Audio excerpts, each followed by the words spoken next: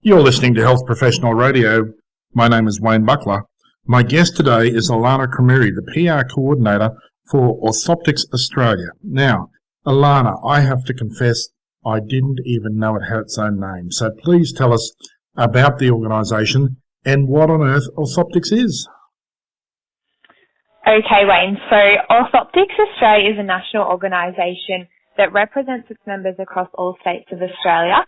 Orthoptics Australia strives to promote and advance the discipline of orthoptics across public hospital settings, private practices and research centres. Orthoptics Australia aims to seek and implement career and work benefits and opportunities for its members. Orthoptists are eye healthcare professionals who are trained to assess and treat patients with eye disorders and conditions such as cataracts, glaucoma, macular degeneration and diabetic retinopathy. We are quite skilled in ophthalmic diagnostics and can perform an array of tests and scans for patients during their appointments. We also specialise in children's vision and eye movement disorders such as children with an eye turn or a decrease of vision in one eye, and they may require glasses or patching to treat that. We also work quite closely with ophthalmologists to treat patients. However, due to the increasing demand and need to treat an ageing population, orthoptist-led clinics will most likely be the way of the future. Okay, so orthoptics then is concerned primarily with what, the muscles of the eye, the movement of the eye itself? Yeah, so back in the day we were quite specialised in treating ocular movement disorders, but now it's kind of grown for us to treat things like I mentioned before as cataract, glaucoma, more of a widespread treatment for disorders and conditions of the eyes. Okay, so let me see if I've got this right. Ophthalmologists and optometrists are just two parts of the equation. The orthoptists are a third part of that equation to provide a total eye care solution. Is that how it fits together? Yeah, that's correct. So most people will go and see the optometrist first to just get a general eye check, to get their glasses or contact lenses checked. The optometrist will screen the patient, so if they find any pathology, such as cataract, for example, they'll then refer them on to see an ophthalmologist. When they come to the ophthalmologist clinic, they will see an orthoptist first, which is us, and we will test the patient's vision, test their eye pressure, and do any other relevant tests or scans for their eyes. And then the ophthalmologist will see them and diagnose and manage and perform any surgery or treatment that's required. So our roles do overlap quite a lot. You're listening, if you just joined us, to Allanah from Orthoptics Australia. You're on HPR, Health Professional Radio, and my name is Wayne Buckler.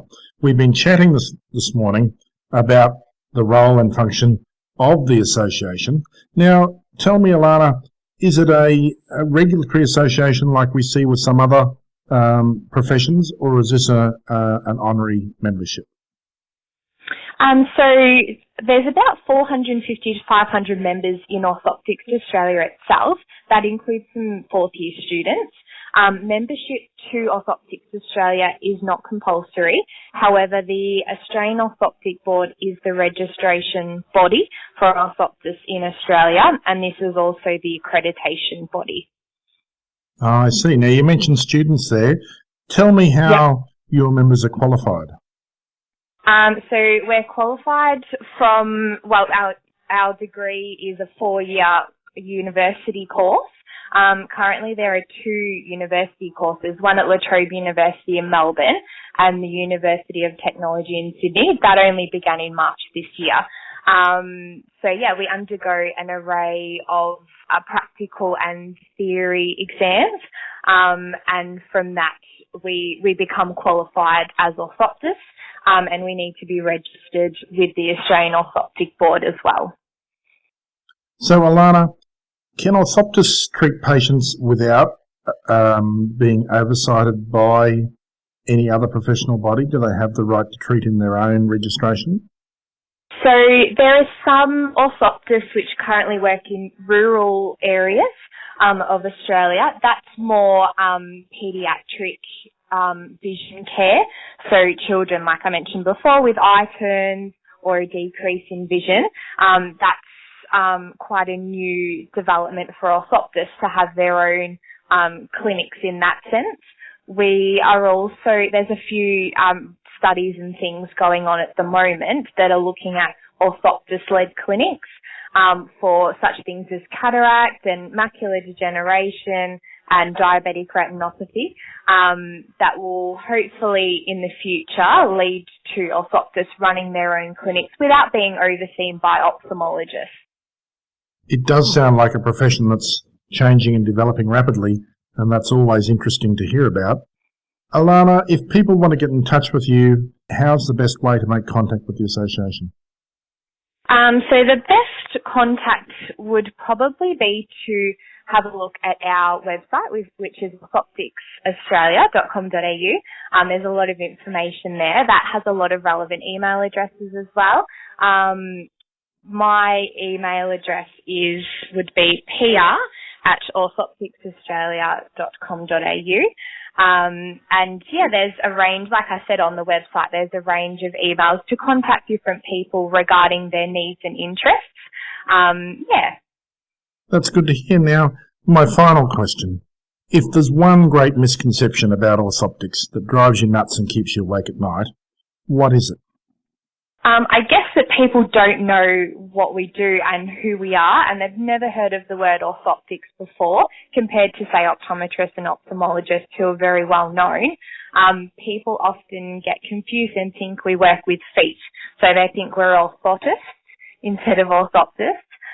So one of our biggest aims and goals, I guess, is to make not only the Australian public, but people across the world aware and educated about orthoptics. Well, let's hope we can solve some of that. It certainly educated me today. I confess I was one of those people who hadn't heard the word. You've been listening today with Allanah from Orthoptics Australia. There'll be a transcript of this interview on our website and also a sound archive if you'd like to hear it again, if you've just come in at the end of it. That'll be available at www.hpr.fm. My name has been Wayne Buckler and you're listening to Health Professional Radio.